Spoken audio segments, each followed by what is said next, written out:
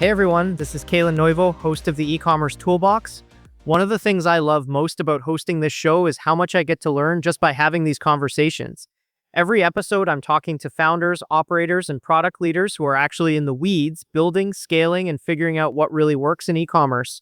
We cover everything from replatforming and personalization to AI, B2B growth, and customer experience, and every conversation adds a new tool to the toolbox. Let's take a look back at some of the standout moments and insights from those conversations, the experts we've learned from, the brands we've featured, and the ideas shaping where e-commerce is headed next. Let's get into it.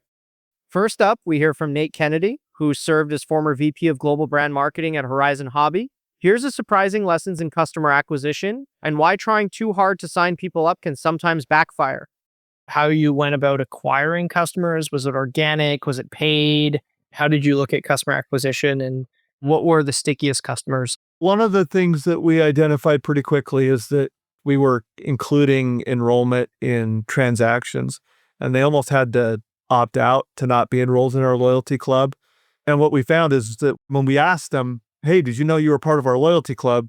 90% of the people who had been there less than 2 times didn't know that they were a part of our loyalty club. So by trying so aggressively to get them on the list, we were doing ourselves a disservice because they didn't know they were involved in it. I sat down with Felice Papich and we learned how Crocs changed their game. Let's dive into what it takes to handle massive traffic spikes, including celebrity collaborations, and the unexpected challenges that come from bots, not customers. Talk to us a bit about some of the learnings from the Justin Bieber collaboration. I know it created some potential, there were spikes in traffic, maybe some stability issues. We did a ton of experimentation. We brought to market a bunch of different tools. We tried to find the best way to make this fair for the consumer, make sure our site could handle the volume that was coming in. So we had a lot to learn there. We had to bring in platforms that mitigated bot traffic. So that was kind of the big one, honestly, is that it's not necessarily consumer themselves that drive instability when these collections launch. It's very much the bot traffic that comes in. So we brought in some tools to obviously mitigate, handle that. We leverage them today, and it's really important, even honestly, from like a security standpoint. This year, we learned AI is changing everything in retail. Here's how Sian Veit, founder and CPO at Invisible Stuff, dives into the future of product management in an AI-driven world. She explains how automation is transforming experimentation. What does the modern product manager look like after fully scaled AI? There will be lots of automation. So if you think about what we're currently able to do in terms of multivariate and A/B testing, experimentation, we're limited by our ability to manage data, to run thousands of tests at any degree of significance, and to have creative that can fulfill deep personalization of all the variations. Next, we hear from Jack Farrell, VP of e-commerce at PopSockets. A fantastic conversation on how PopSockets evolved from a DTC viral hit into a diversified lifestyle brand. Here's how Jack Farrell talks about the strength of brand recognition and how focusing on your brand can unlock huge opportunities.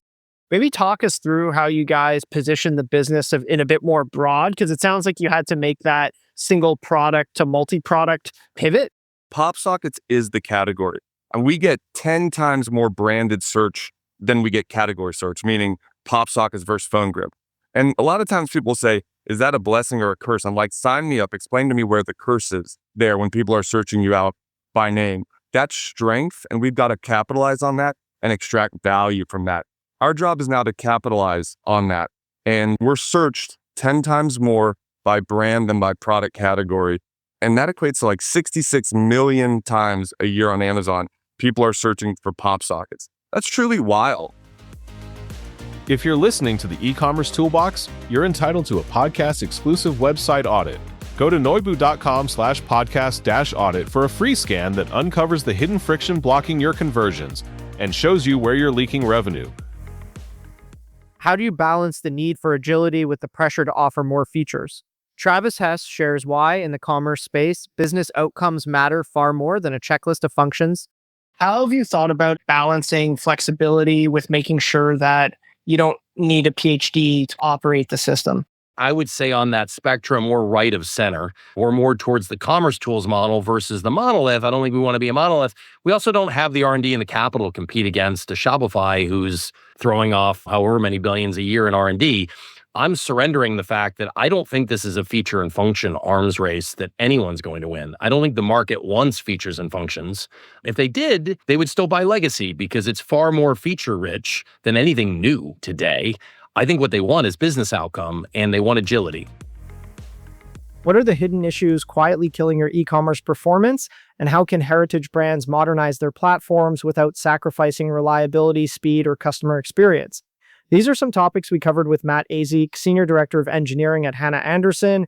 Here he breaks down where AI actually adds value and why clean data and a strong baseline are essential before introducing any new tools. Where have you seen AI useful, whether it's within your team as an operational tool or for your actual digital experience? I think there's a few things you need. You need to have clean, connected customer data, and lots of brands struggle with that. It's not easy. It's a very difficult thing to have clean data.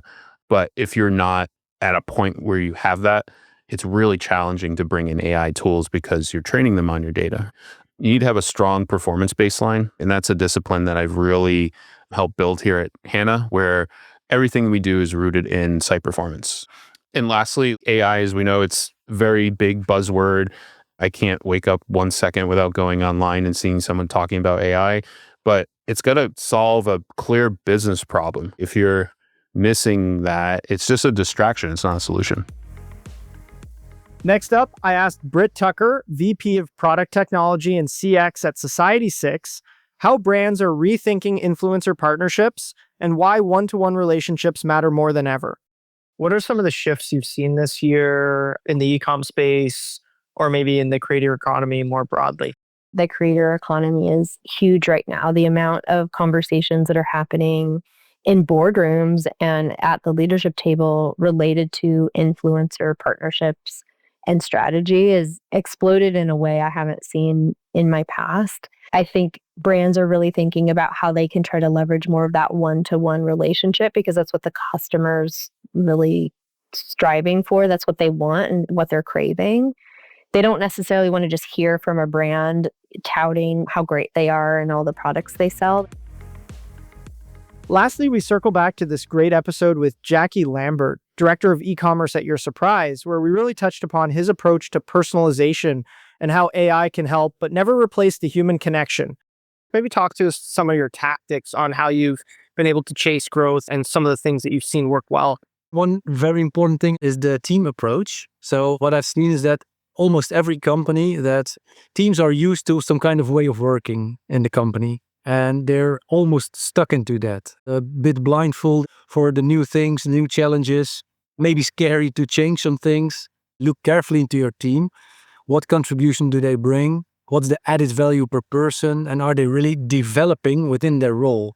Not only as a person, but with the commercial tactics they use. My principle is always test small. If successful, great, scale up. These conversations are just a glimpse into the incredible insights we've gathered over the past year. From experimentation and AI to brand strategy and customer experience, there's so much to learn from the people shaping e-commerce today. Stick around, we've got plenty more episodes and insights coming your way this year. The e-commerce toolbox Expert Perspectives is brought to you by Noivo. To find out more about Noivo and how we can help you debug your e-commerce site and rocket your revenue, visit www.noivo.com. That's Noibu.com. And then make sure to search for the e-commerce toolbox Expert Perspectives on Apple Podcasts, Spotify, or anywhere else podcasts are found, and click subscribe so you don't miss out on any future episodes. On behalf of the team here at Noivo, thanks for listening.